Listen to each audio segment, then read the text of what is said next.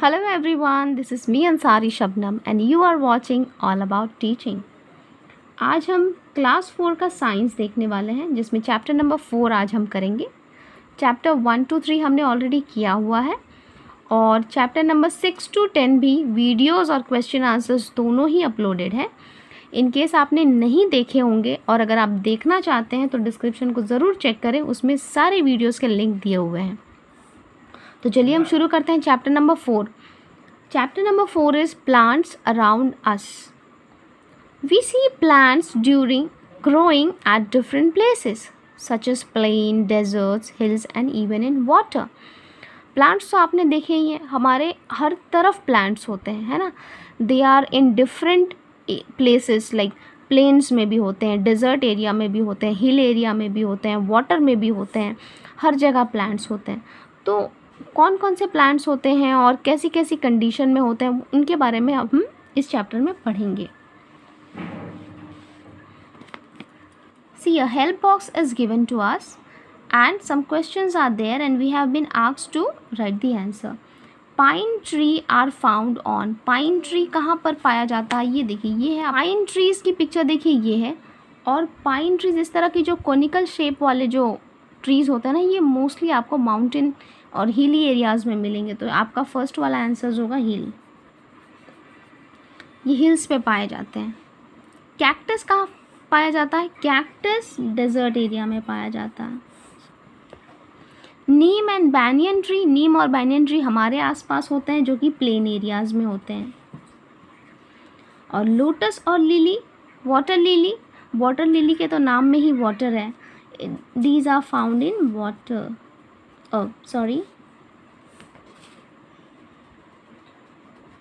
There won't be S with water, गलती से मैंने लिख दिया water. Plants growing at different places are different in appearance and structure. बिल्कुल, जितने भी प्लांट्स होते हैं क्या सारे एक जैसे दिखते हैं? नहीं, बिल्कुल नहीं। एनिमल्स सारे डिफरेंट दिखते हैं, ह्यूमन सारे अलग होते हैं, बर्ड्स अलग होते हैं, तो प्लांट्स एक जैसे कैसे हो सकते हैं? प्लांट्स को भी नेचर ने अलग बनाया है, जो दिखने में भी अलग है, जिनका स्ट्रक्चर भी अलग है, जिनका हैबिटेट भी अलग है, यानी जो रहने की जगह है वो भी अलग है।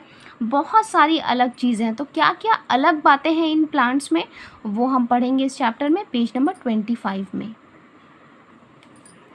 Plants have been categorise on the basis of its habitat. Habitat क्या होती है? The place where a living things live most comfortably is called its habitat. The habitat is thus the natural home of a living thing। Habitat वो जगह को कहा जाता है जहाँ पर कोई भी लिविंग थिंग रहता है। हमारी जो रहने की जो जगह होती है उसको हैबिटेट कहते हैं। क्या कहते हैं? Habitat. Plants which grow on land are called terrestrial plants, यानी कि टेरेस्ट्रियल प्लांट्स को लैंड, जैसे लैंड एनिमल्स होते हैं ना, लैंड एनिमल्स को टेरेस्ट्रियल एनिमल्स भी कहा जाता है, यानी वो लैंड पे रहता है, ज़मीन पर रहता है। उसी तरह से जो भी प्लांट्स लैंड पर होंगे ना, प्लेन एरियाज़ में होंगे, उनको टेरेस्ट्रियल प्लांट्स कहा जाएगा। ठीक है, प्लेन एरिया में हो या फिर हिल पर हो, टेरेस्ट्रियल यानी वो पानी में नहीं है, जो भी ज़मीन पर हैं, चाहे वो हिल्स में हो या फिर वो प्लेन्स में हो, उनको टेरेस्ट्रियल प्लांट्स कहा जाता है। टेरेस्ट्रियल प्लांट्स में है plants on hills, pine, deodar, cedar, spruce and fir are some of the plants which grow on the hills। These plants are tall and straight। ये plants कैसे होते हैं? बिल्कुल लंबे और straight and generally have a conical shape। इनकी shape ऐसी कोन जैसी होती है, conical shape होती है। जैसे एक्समस ट्री पता है ना, सेम वे एक्समस ट्री का जैसा शेप होता है कोनिकल, उस तरह से ये सारे कोनिकल होते हैं, ऐसे कोन शेप में दिखेंगे आपको। These tall, straight and green conical trees make hill appear green and beautiful। इनकी वजह से hills बहुत सुंदर दिखते हैं, green और beautiful नज़र आते हैं। Their leaves are narrow and needle shapes। इनकी leaves कैसी होती हैं? बिल्कुल narrow होती है ना, wide नहीं होती, पतली पतली सी होती है और needle shape की होती है। These conical shape of these trees does not allow snow to get deposit on them। ये hill areas में इस तरह के ट्री क्यों होते हैं? नीम ट्री की तरह, मैंगो ट्री की तरह क्यों नहीं होते हैं? क्योंकि अगर यहाँ स्नोफॉल होगी, हिली एरियाज़ में स्नोफॉल्स होती हैं, अगर स्नोफॉल होगी तो वो कलेक्ट हो जाएगा, लेकिन अगर ये कोनिकल शेप में होगा तो ये कलेक्ट नहीं होगा, ये नीचे गिर जाएगा, है ना। इसीलिए नेचर देखो, nature is so smart, we can not think of it. यहाँ देखिए आपके कुछ पिक्चर्स बने हुए हैं, pine tree, deodar and spruce, ये कुछ एग्जाम्पल्स हैं आपके वो ट्रीज़ के जो कि हिली एरियाज़ में पाए जाते हैं। उसके बाद आता है प्लांट्स ऑन प्लेन्स। प्लेन्स में कौन कौन से प्लांट्स होते हैं? People, banyan, mango, sal, shisham are some of the plants found in plains. They grow into trees having many branches. ये इन trees के बहुत सारी branches होती हैं। देखिए ये पीपल है, this is banyan, mango and शीशम। ये ट्रीज़ के कुछ एग्जाम्पल्स दिए हुए हैं जिनकी खूब सारी ब्रांचेस होती हैं और ये प्लेन एरियाज़ में पाया जाता है। उसके बाद है प्लेन एरियाज़ में ही जहाँ पर हॉट और वेट रीजन्स होते हैं वहाँ किस तरह के प्लांट्स पाए जाते हैं? Trees like teak, rubber, cotton are found in hot and wet regions.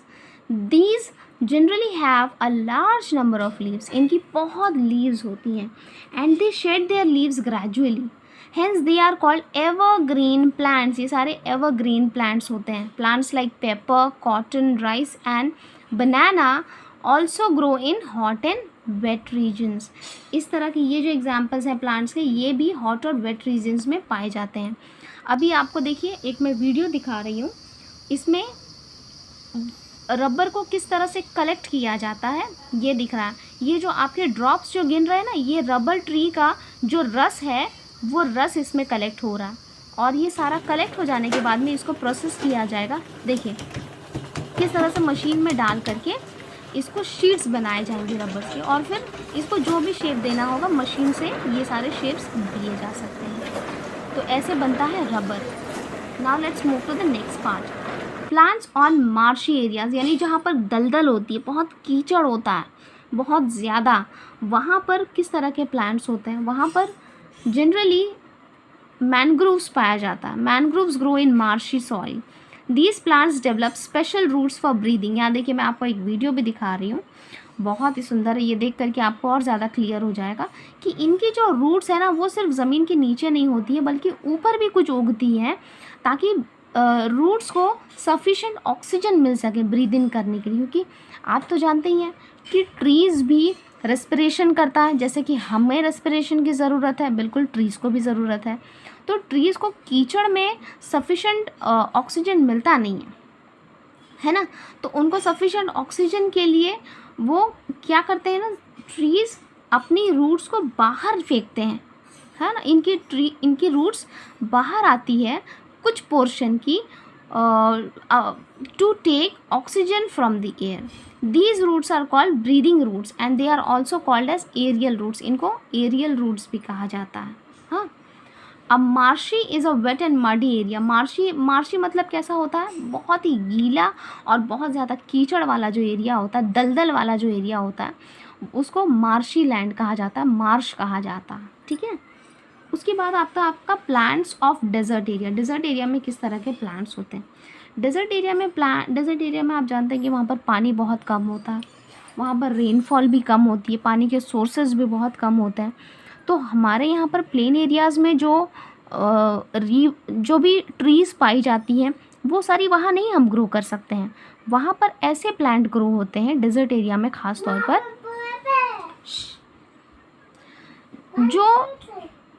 जो प्लांट्स को कम से कम पानी की ज़रूरत होती है ना।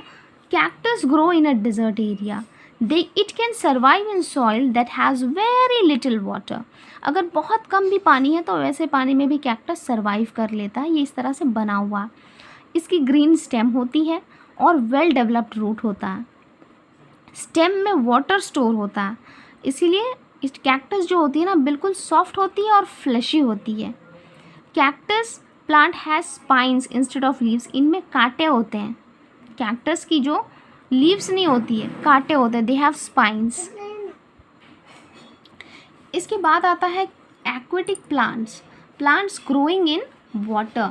जो भी एक्वा मतलब वाटर है ना, एक्वा का मतलब वाटर होता है। एक्वा गार्ड आप जानते हैं, जो भी फिल्टर होता है, water filter, aqua guard. Aquatic plants वो प्लांट्स हैं जो कि पानी में ग्रो करते हैं. हाँ, many plants grow in pond, lakes and other water bodies. ये तो हम सब ने देखे हुए हैं कि पॉन्ड में, लेक्स में और बाकी जो वाटर बॉडीज़ हैं सी में भी पाए जाते हैं, ओशंस में पाए जाते हैं. कुछ वाटर बॉडीज़ में कुछ प्लांट्स उगते हैं. उन प्लांट्स को एक्वेटिक प्लांट्स कहा जाता है. एक्वेटिक प्लांट्स में मेनली 2 टाइप के प्लांट्स होते हैं. Some plants float on water while other live under water. कुछ प्लांट्स फ्लोट करते हैं जबकि कुछ प्लांट अंडर वाटर रहते हैं, है ना. फ्लोटिंग में भी मेनली 2 है. एक तो free floating and the other one is fixed. एक फ्री फ्लोटिंग होगा और एक फिक्स्ड होगा. तो चलिए देखते हैं इसको. Let's move to the first one, that is floating aquatic plants. Floating वाले कौन कौन से प्लांट्स हैं जो फ्री फ्लोट करते रहते हैं हमेशा? फ्री फ्लोटिंग प्लांट्स हैं water lettuce, water hyacinth and duckweed are found floating freely on water. आप देखिए यहाँ पर आपको वीडियो भी दिख रहा होगा साथ ही साथ पिक्चर के. They are not attached to any surface. They have air-filled cavities in their leaves and stem. इनकी जो leaves होती हैं और जो stem होती है ना, उसमें air-filled capacity होती है. इसकी वजह से ये float करता रहता है. These cavities make them light and help them to easily float on water. किस तरह की कैविटीज़? जैसे कि आपने स्पंज देखा है ना, स्पंज में जो छोटी छोटी कैविटीज़ होती है ना जिसमें वो वाटर होल्ड करता है, उस तरह की एयर फिल्ड कैविटीज़ होती है, उसमें हवा भरी हुई है, तो वो बिल्कुल हल्का हो जाता है और ईजिली फ्लोट कर सकता है. उसके बाद नेक्स्ट आता है fixed aquatic plants. Fixed aquatic plant कौन कौन से हैं? जैसे वाटर है, वाटर लिली है, लोटस है. Lotus and water lily are the example of fixed aquatic plants. Such plants are attach to the pond bed. ये जो पॉन्ड का बेड यानी कि बिल्कुल नीचे जो होता है ना, नीचे की जो लेयर होती है जिसमें सॉइल है, उसमें वो अटैच रहता है. They have stems with holes and their leaves are broad. अगर आपने कभी कमल ककड़ी खाई होगी, कमल की जो स्टेम होती है ना, यानी लोटस की जो स्टेम होती है, उसकी सब्जी बनाई जाती है. अगर उसको कभी आपने खाया होगा या आपने कभी देखा होगा ना, तो देखेंगे कि वो भिंडी की तरह अंदर से खाली होता है. जैसे भिंडी कैसी होती है, वो पूरी भरी हुई नहीं होती है ना, उसमें थोड़ी सी कैविटीज़ रहती है ना, जगह रहती है, खाली रहता है वो. उस तरह से ये जो लीव्स हैं इसमें भी होल्स होते हैं. हाँ, and the leaves are broad. इनके लीव्स खूब बड़े बड़े होते हैं. The stem of leaves commonly known as kamal kakdi. देखो अभी मैंने बताया था कि ये जो इसकी जो लोटस की जो स्टेम होती है ना, उसको कमल ककड़ी कहा जाता है और उसको एज अ वेजिटेबल भी लोग खाते हैं, पसंद करते हैं वेजिटेबल्स की तरह खाना. इसके बाद आता है under water plant. Under water plant क्या है भाई? अंडर वाटर प्लांट्स वो हैं जो बिल्कुल पानी के अंदर रहते हैं, है ना. पानी के अंदर रहने वाले प्लांट्स क्या है? ये प्लांट्स क्या है? एक तो फ्लोट कर रहा है और एक तो वाटर के साथ अटैच्ड है, फिक्स्ड है. लेकिन फिक्स्ड होने के साथ साथ क्या है, ये ऊपर दिखता है, आप उसको ऊपर से देख सकते हैं. लेकिन अंडर वाटर प्लांट्स को आप ऊपर से देख नहीं सकते हैं. उसका एग्जाम्पल है hydrilla. Hydrilla is an example of plant that grows underwater. It has pointed and strap-like leaves. इसकी leaves strap की तरह होती है. Aquatic plants like Hydrilla increase the oxygen content of water and remove carbon dioxide from it. This helps in making water suitable for fish and other aquatic animals and help them to get enough oxygen. Aquatic plants जो होते हैं like Hydrilla, इनका काम है कि oxygen content को water में ज़्यादा करना है और कार्बन डाइऑक्साइड कंटेंट को निकाल देना है. कार्बन डाइऑक्साइड को पानी से निकालना है ताकि पानी और साफ़ हो जाए, अच्छा हो जाए फ़िश के लिए और एक्वेटिक एनिमल्स के लिए, ताकि वो अच्छे से रह सके और उन्हें इनफ ऑक्सीजन मिल सके. इसके बाद है पेज नंबर 28. पेज नंबर 28 में हमारा कल्टीवेशन ऑफ प्लांट्स. प्लांट्स का कल्टीवेशन यानी प्लांट्स लगाना, बढ़ाना, उगाना, उनको फिर काटना, ये प्लांट्स का कल्टीवेशन है. One day there is a story. See, one day Mona visited a village. She saw some farmers uprooting small plants from their field. She asked her father why were they doing so. Her father told her that plants like sugarcane, maize, wheat and rice are grown in this way by the farmer. Such plants are called cultivated plants. Sometimes a few undesirable plants also grow along with the cultivated plants. These undesirable plants called weeds and can harm the growth of cultivated plants, hence they are removed from the soil. अच्छा, cultivated plants क्या होते हैं इसका देखिए मैं आपको एक छोटा सा वीडियो दिखा रही हूँ। कल्टीवेटेड प्लांट्स में ये किया जाता है ना कि एक साथ दाने डाल दिए जाते हैं लैंड पे और वो दाने थोड़े से उगते हैं, छोटा छोटा सा प्लांट्स होता है। जब वो छोटा छोटा प्लांट्स हो जाता है ना तो फार्मर्स उसको निकालते हैं और निकालने के बाद उसको इक्वल डिस्टेंस पे प्लांट्स को लगाते हैं ताकि वो एक अच्छी सी फील्ड हो सके शुगर केन की, मेज़ की, वीट की, राइस की, बाजरे की, इस तरह से इसे ग्रो किया जाता है। पहले प्लांट्स को कल्टीवेट करते हैं और उसके बाद फिर से प्लांट को, वो कल्टीवेट किया हुआ प्लांट्स को निकाल करके फिर लगाते हैं जड़ के साथ और फिर वो प्लांट्स बड़ा होता है और वो खेती होती है उसकी, ठीक है। और एक क्या होता है ना कि जब हम प्लांट्स कुछ ग्रो कर रहे हो, अगर वेजिटेबल्स ही ग्रो कर रहे हो ज़मीन पर, अगर आपने अलग अलग पौधे में रखा है तब तो आपको नहीं देखने मिलेगा। अगर आपने ज़मीन पर लगा दिया है ना तो आप देखेंगे कि उसमें कुछ घासें उगाती है जो अनडिज़ायरेबल होती है और वो प्लांट्स को हार्म पहुंचाती है। तो उन घास को, उस वीड्स को निकालना बहुत ज़रूरी, उनको वीड्स कहा जाता है और उसको निकालना बहुत ज़रूरी होता है। अगर आप नहीं निकालेंगे तो फिर वो आपने जो प्लांट लगाई हुई है उसके ग्रोथ को वो हानि पहुँचाएगा और आपके प्लांट्स को बढ़ने नहीं देगा। Now let us learn how farmers grow plants for cultivation. They first prepare their fields to sow the seed. देखिए इस तरह से फार्मर अपनी फील्ड को प्रिपेयर करता है। आजकल तो ट्रैक्टर का यूज़ कर रहे हैं लोग, लेकिन इस तरह से बैल का यूज़ करके, एनिमल्स का यूज़ करके लोग प्लो करते हैं अपनी फील्ड को। जब लूज़ हो जाती है ना, जो सॉइल है वो बिल्कुल लूज़ हो जाती है, and this is called ploughing. Ploughing is done by using the plough which is an iron structure. ये जो प्लो है ना, जिसको हल कहा जाता है, इसको प्लो कहते हैं। These days plowing is done with the help of tractor. Plowing is followed by sprinkling of seeds. इसके बाद क्या करते हैं कि seeds डाल दिए जाते हैं. It is necessary to drop the right amount of seed at regular distance. The field is then watered. इसके बाद field को water दिया जाता है. कुछ दिन के बाद after a few days some plants start sprouting. कुछ plants उगने लगते हैं. All these sprouts, weeds may also appear in the field. The seeds of the weeds are brought to the fields by birds and other animals. Weeds की जो seed है ना, ये तो फार्मर नहीं डालता है, लेकिन कुछ एनिमल्स के द्वारा, कुछ बर्ड्स के थ्रू, क्योंकि बर्ड्स यहाँ वहाँ जाती है तो बर्ड्स के पैरों में स्टिक हो जाते हैं या फिर बर्ड्स के फेदर्स में रह जाते हैं और वो आ जाते हैं, इधर फील्ड्स में आ जाते हैं, है ना, ट्रांसफ़र हो जाता है। तो इनको फिर क्या किया जाता है ना, ये निकाल दिया जाता है। Weeds are removed so that they do not consume the water and fertiliser meant for the main crop. अगर वीड्स को वहीं रहने दिया जाए तो वीड्स भी तो बड़ी होंगी ना, तो वीड्स अगर बड़ी होंगी तो वीड्स को भी पानी चाहिए, फर्टिलाइज़र चाहिए, जो कोई भी चीज़ें हम मेन क्रॉप्स के लिए डाल रहे हैं वो सारी चीज़ें फिर वीड्स ले लेगा, तो हमारा जो मेन क्रॉप है उसको सही अमाउंट में फर्टिलाइज़र और पानी नहीं मिलेगा and the growth will be stop, the growth will be harmed. The cultivated plants grow and give us the desired product. उसके बाद जो cultivated plants है वो हमें desirable product देता है जैसा हमें चाहिए। तो इसी के साथ हमारा चैप्टर नंबर 4 कंप्लीट हुआ है। अब नेक्स्ट वीडियो में आपको क्वेश्चन एंड आंसर्स मिलेगा। Thank you for watching, and if you are watching for the first time, do subscribe the video.